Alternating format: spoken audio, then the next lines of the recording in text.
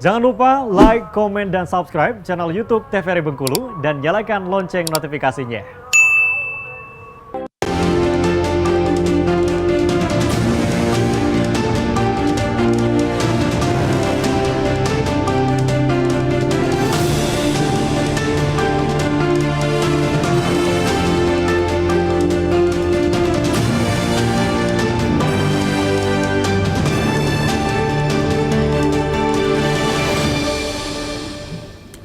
Terima kasih pemirsa, Anda kembali menyaksikan Berendo bersama saya Afriko Zuhri. Dan masih dalam pembahasan yang sama berkaitan dengan pemilih potensial di pemilu 2024. Nah, kalau kita bicara soal pemilih potensial, ini pastinya seberapa berpotensi gitu pemilih pemula saat ini, khususnya di demokrasi 2024 nanti, Pak?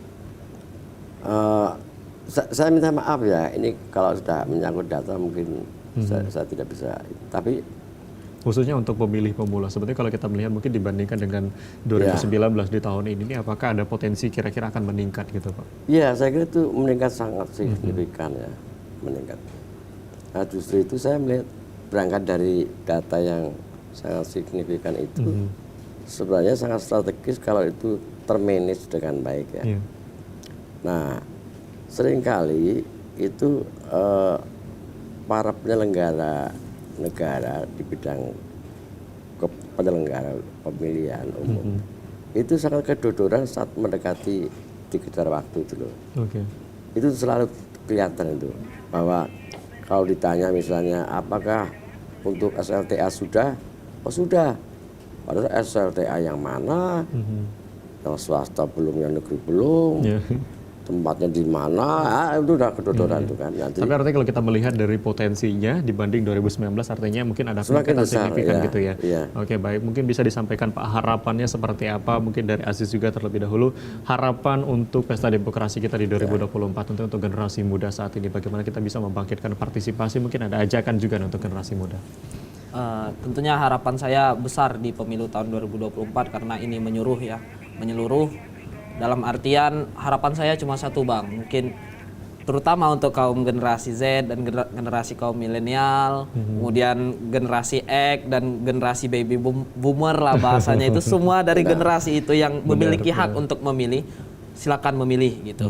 Jangan jadi masyarakat ataupun warga negara yang apatis, sudah cukup bagi saya. Nah, kalau kita melihat juga mungkin untuk generasi muda mungkin yang masih baru katakanlah tadi masih mungkin pemilih pemula ini yang mungkin baru mendapatkan KTP, sebetulnya apa yang perlu diperhatikan, pemimpin seperti apa dan sosok seperti apa yang harus kita pilih mungkin untuk generasi muda, bagaimana kita menyikapi hal itu? Baik, untuk masalah pemimpin seperti apa itu kembali lagi kepada tipe dan pandangan setiap pribadi manusia itu tadi, Bang, karena memilih itu hak dari mereka ingin memilih yang seperti apa. Ada orang yang suka dengan pemimpin yang tegas, ada orang yang suka dengan pemimpin yang lemah lembut mungkin kan, dengan berbagai tipe itu tentunya. Tapi kembali lagi bagi pemilih pemula tentunya kalian sudah dipermudahkan dengan adanya gadget dan smartphone. Cari tahulah tentang pemimpin kalian itu sedetail dan sebaik mungkin, karena kalian sudah diberikan tempat dan juga diberikan istilahnya buku secara gratis, beda dengan mungkin 20-30 tahun yang lalu yang kalau misalnya pengen tahu latar belakang dan background seorang pemimpin itu harus pergi ke perpustakaan, bertanya kepada kakek, saudara dan lain sebagainya. Tapi sekarang itu udah tinggal duduk, ketik di Google, udah tahu kita latar belakang dan track record dari pemimpin yang akan kita pilih. Ya, artinya kita bisa memanfaatkan teknologi yang ada saat ini gitu untuk melihat track record dan lain sebagainya gitu ya.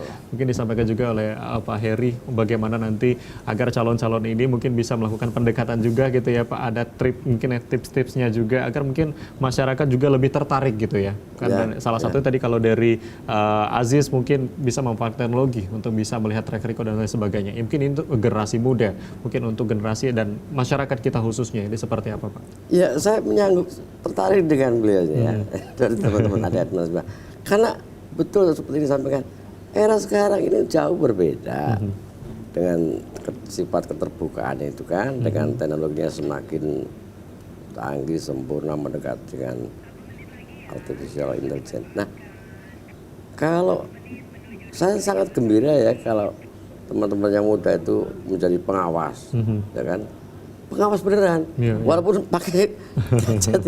Misalnya, jangan pilih pejabat ini, partai ini, nomor sekian. Aku lihat itu lagi mukulin orang, kan gitu sederhana aja. Tapi itu kan dampaknya besar Benar, buat memberikan pemilih, dampak yang ya. cukup besar. Iya. Apalagi saya percaya penuh tuh dengan kaula muda yang era sekarang ini kan sangat ekspresif dan atraktif loh dalam membuat karikatur itu kan lucu itu, tapi itu bagus banget itu. Artinya tidak hanya para pemilih mungkin bisa memanfaatkan teknologi, tapi juga mungkin kita melihat para penyelenggara juga bisa memanfaatkan gitu, Pak, untuk bisa mengawasi dan juga mungkin bisa menjalankan bagaimana pemilu kita bisa berjalan dengan baik nanti 2024. Baik, terima kasih banyak Kasih sudah menyempatkan waktunya. Terima kasih banyak Pak Heri sudah menyempatkan waktunya.